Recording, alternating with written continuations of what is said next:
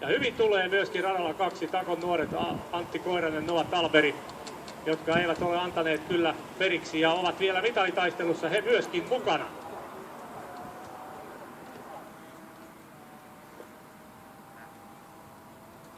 Ja aivan kohta lähtee viimeinen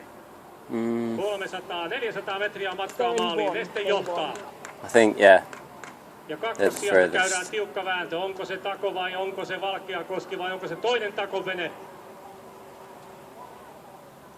Kyllä, hyvä kisa on tulossa. Hyvä kisa on tulossa. Ja onko niin, että Takon nuoret 17-vuotiaat, siis Antti Koiranen, Noa Talberi, radalla 2 ovat nyt mitalivauhdissa. Ja iskevätkö vielä lähelle Nesteen venettäkin? Onko Go on, Daniel! Go on, Elias! Come on, Smoke!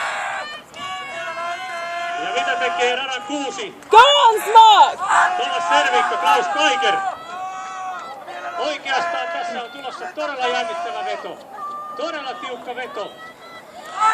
Antaa tulla, Smark! Come on, Smoke! Mikä on väri? Ja samoin täällä nousee Tako. Go on, Smoke! Antaa tulla, Smark! Tako nousee ja lähestyy koko ajan Nestettä. Onko tässä tulossa peräti yllätys? Taitaa matka loppua juuri kesken. Go on, boys! Herrat Noa Talberi, Antti Koiranen vetävät itsensä mitaleille ja aivan niukasti jäävät mestaruudesta pois. Tässä on kyllä päivän jymipaukku tulossa. Nesteelle voitto ja kulkaa 7.34 ajalla, mutta Antti Koiranen, Noa Talberi, Antaa tulla, pojat! ja pronssia myöskin Takolle. Valkeakosken vesiveikot viime vuoden Suomen mestari taipui 4.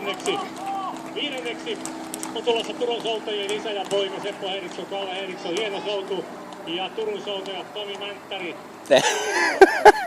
Daniel Yllinkoski tulevat sitten 6. Oli pahan kisa. Kiitos.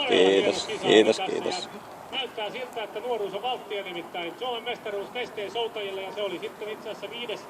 eri joukkue, eri seura, joka mestaruuden saa, mutta tuo